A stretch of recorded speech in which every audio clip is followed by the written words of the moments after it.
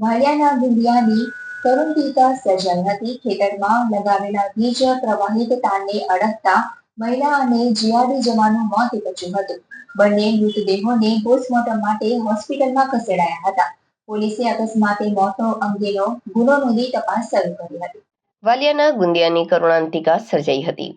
ખેતરમાં લગાવેલા વીજ પ્રવાહિત તારને અડકતા મહિલા અને જીઆરડી જવાનનું મોત નીપજ્યું હતું.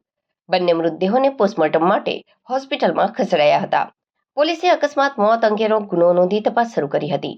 વાલિયા તાલુકાના ગુંદિયા ગામની સીમમાં એક દુઃખદ ઘટના બની છે.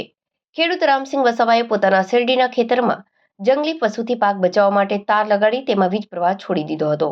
3 ઓગસ્ટ બપોરે 12:30 થી 4 ઓગસ્ટના સવારે 8 વાગ્યા દરમિયાન ગામના સવિતાબેન રાકેશ વસાવા અને પ્રવીણ પ્રભાત વસાવા અજાણતા આ તારને અડી ગયા હતા. બંનેને જોરદાર વીજ કરંટ લાગતા ઘટના સ્થળે તેમનું મોત નીપજ્યું હતું. બનાવની જાણ થતાં વાલિયા પોલીસ તરત જ સ્થળ પર પહોંચી હતી. પોલીસે બંને મૃતદેહોને પોસ્ટમોર્ટમ માટે હોસ્પિટલમાં ખસેડ્યા હતા અને અકસ્માત મોત અંગેનો ગુનો નોંધી તપાસ શરૂ કરી છે. મૃતક પ્રવીણ વસાવા વાલિયા પોલીસ મથકે ગ્રામ રક્ષક દળ જીઆરડીમાં સેવા બજાવતો હતો. તેના આકસ્મિક અવસાનથી જીઆરડી જવાનોમાં શોકની લાગણી ફેલાઈ ગઈ છે.